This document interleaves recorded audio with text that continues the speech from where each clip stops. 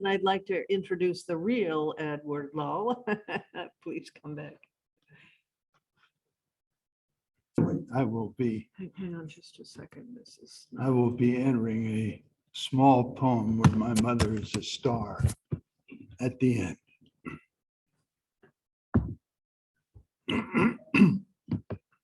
The gale. Scarlet sky at sunup forewarns the seasoned observer. Majestic towering clouds, silver-lined, growing. Sun dissolves into troubled heavens. Rain starts downward, then sideways, bullied by lashing random gusts. A battle rages here. Somber hues foretell the risk to interlopers who might like to venture onto this battlefield. A private fight. Superior strength of the sky, challenging the sovereign supremacy of the sea. Birds have known the fury of the strife before, their flight confused. Fear fills their eyes. They want to flee. There will be no escape for them today, for they are chosen witnesses to see the conflict to its end. Angry clouds reach down to smite the waves and demand surrender. The sea responds with roiling hills, their silver wind-blown mane reflecting their disdain. The struggle continues into the night. Darkness makes the war grow more intense. Both sides put inexhaustible power on display. Massive sea swells heave ever upward. The sky replies with brilliant streaks, rumbling blasts. Thunderbolts intimidate all except the sea. The next day dawned. Some of the drifting clouds, still dripping night, blow by, exposing a sparkling sun-filled sky. The sea, a peaceful pool. How did the conflict end? Only the winged observers know, and they can never tell. Odd union. What strange circumstance forever linked the two? One, an ugly, oft-feared creature who normally makes his presence known at night. Shunned by others, he lives with his own kind away from the lights of life. The other, a happy symbol of pleasant times, who in his gray cap and orange vest entertains onlookers as he ekes his living from the soil. In many regions, he is the harbinger of the season of awakening.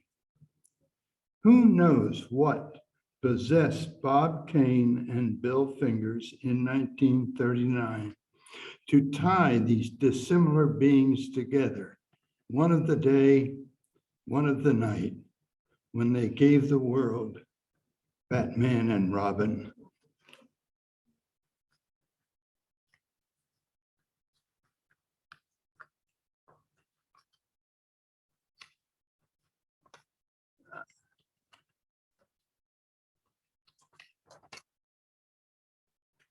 I guess it's a rainy day for this, this squall.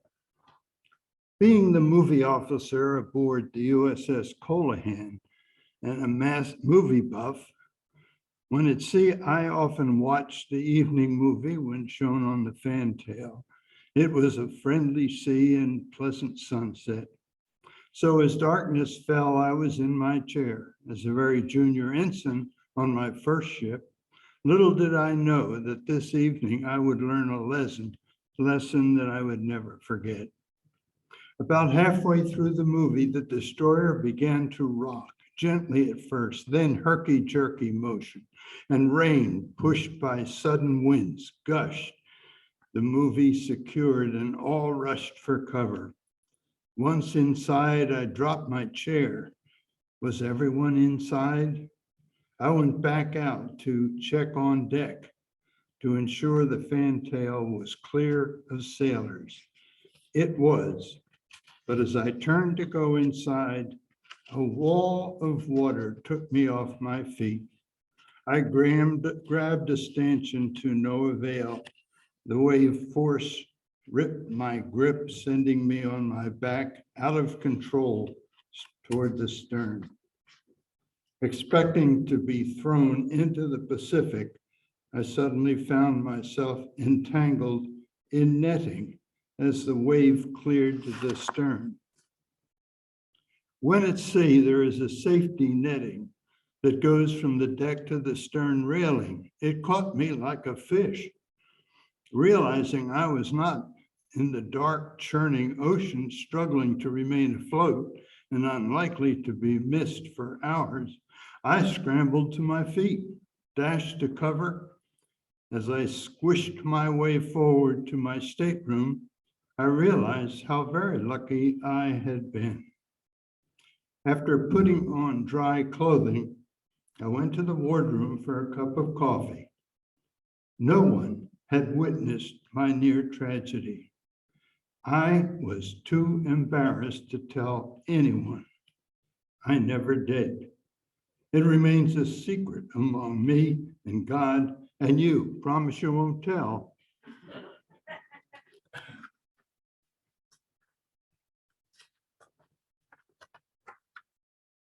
The present. 2 weeks before the event, my wife informed me that our daughter had told her what she wanted for her 10th birthday.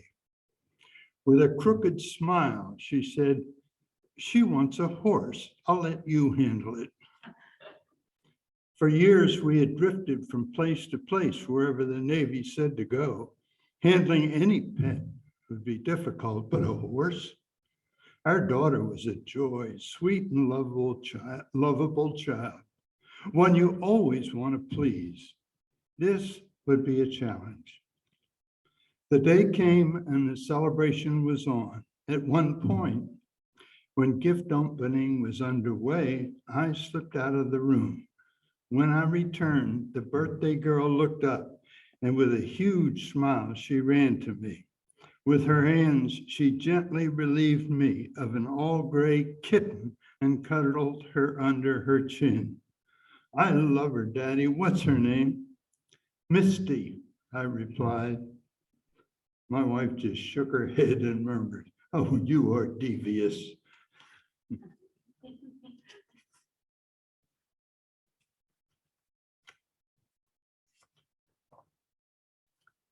Where Giants Walked. Reminiscences while walking on Duke of Gloucester Street in Colonial Williamsburg. A stroll on this historic street provokes an awesome sense that here they met and talked. The sunlight filters through majestic oaks as reverently I walk where giants walked. We call them patriots of times long gone, Virginians all, they shared a common dream. Their forebears set a standard whereupon the sons made freedom their enduring theme. The capital from 1699 for 80 years through peace and joy and fear, this city, Williamsburg, remained a shrine of liberty, evolving year by year. As foreign rule increasingly inflamed the spark of revolutionary thought, Virginia's leaders forcefully proclaimed they would not be bullied nor be bought. When Jefferson and Henry, Mason, Bland, and Washington, Randolphs, and the Lees, and Harrison and Braxton were on hand, the city hosted greatness, freedom's keys. Resounding oratory filled the air, the Capitol intense with fervent sound. Debate resumed at Raleigh's Tavern, where the seeds of freedom fell on fertile ground. The risks were high, but passion for their goal defeated fear that lesser men sustained. They formed a union with both heart and soul, a gallant victory that brave men gained. This sojourn down Colonial Promenade recalls for me how these men earned renown, commitment to their cause and faith in God, where giants walked in Williamsburg, their town. And I shall flip a short one at the end here that I read this morning and got some laughs. So the challenge for this one was a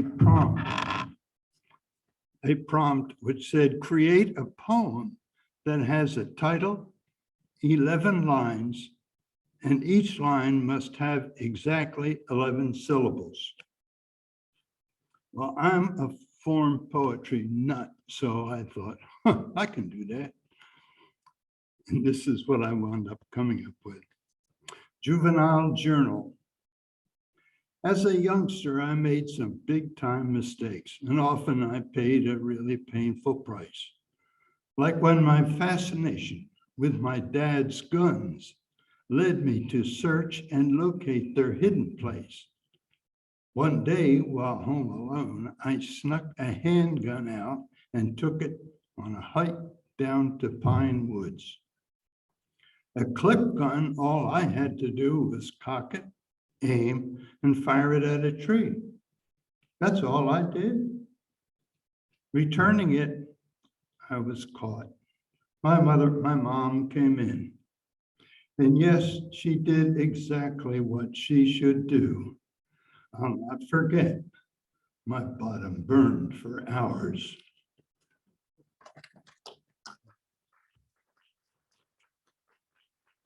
Thank you. Thank you very much, Ed.